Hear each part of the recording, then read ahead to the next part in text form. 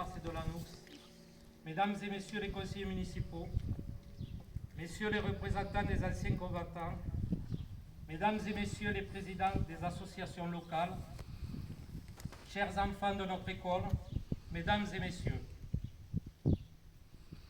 Pour parodier Georges Clemenceau, je dirais à mon tour que la mémoire nationale de l'histoire collective sont des choses trop graves pour être confiées aux seuls militaires et aux seuls hommes politiques.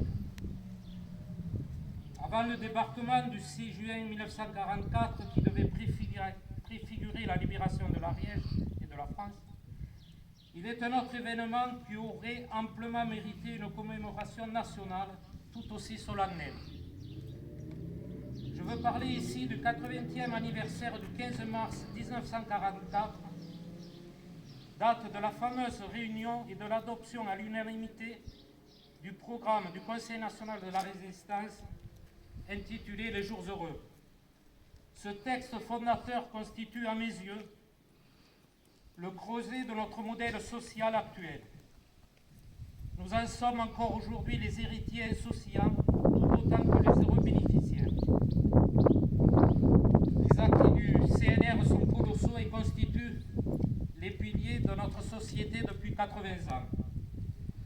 Le rétablissement des libertés syndicales, la sécurité sociale et la retraite, la nationalisation des secteurs stratégiques, la création des comités d'entreprise, la liberté et l'indépendance de la presse, la démocratisation de l'accès à la culture et à l'éducation. Excusez du peu. Dans la période actuelle où s'installe insidieusement une certaine confusion des valeurs comme des mémoires, il m'a semblé opportun de le rappeler.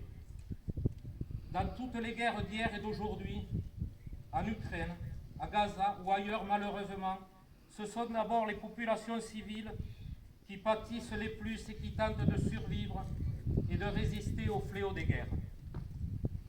Les cérémonies et les discours officiels, souvent convenus, ne prennent pas assez en compte les souffrances des peuples.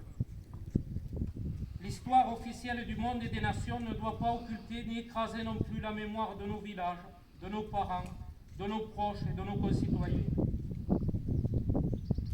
La Seconde Guerre mondiale fut pour la population carlanaise une nouvelle épreuve.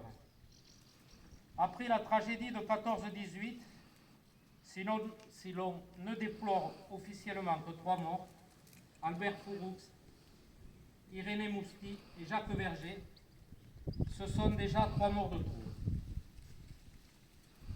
Parmi les soldats carlanais mobilisés, 23 d'entre eux, parmi lesquels mon oncle Paul Verger du Panissa, furent faits prisonniers de guerre en Allemagne et sacrifièrent ainsi les plus belles années de leur jeunesse. Et puis il y eut aussi tous ces hommes et ces femmes ordinaires, de vrais gens, qui firent à leur niveau, dans des circonstances extraordinaires, ce que leur dictait simplement leur conscience. L'instituteur Léon Viala, les pasteurs Charles Cabanis, Frédéric et Simone Brissot, Pierre Charia, qui fut un des membres actifs des réseaux de résistance ariégeoise et haut-garonnaise, mais aussi des engagés volontaires comme le capitaine Courneille, Jean Charia, Pierre Boubila, Robert Guiraud, Georges Settenac, et j'en oublie sans doute, vous m'en excuserez. Aucun d'entre eux n'est venu réclamer notre reconnaissance ni un quelconque brevet d'héroïsme, mais tous méritent cependant que nous ne les oublions pas.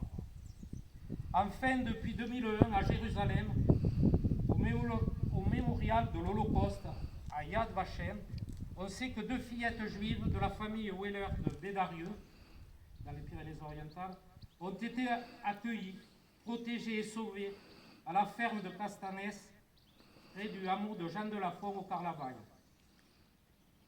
Albert Laurent et sa nièce Mathilde se sont vus ainsi décerner le titre des justes parmi les justes. Qui donc s'en souvient encore parmi nous? Il est sans doute encore temps d'honorer leur mémoire. J'ai la faiblesse de croire que je suis un peu le gardien, sinon le garant de notre mémoire collective, et je me dis que ce n'est pas simplement le hasard qui a inspiré leur acte, et qu'à travers le siècle, le message pacifique et universel de Pierre Bagne demeure d'une actualité intemporelle et doit nous guider encore aujourd'hui. Je le cite. C'est dans la tolérance qui est la source de la paix et l'intolérance qui est la source de la confusion et du grabuge. D'où l'importance de participer au vote pour les élections européennes qui auront lieu le 9 juin prochain. Je vous remercie toutes et toutes pour votre présence et votre patiente écoute et je vous invite au nom du conseil municipal à venir partager le pot de l'amitié à la salle Jean-Luc Couret. Et je termine par une émouvante reprise de l'affiche rouge par Feu Charlerton lors de la panthéonisation de Michak Manouchian en février dernier. On va écouter la musique.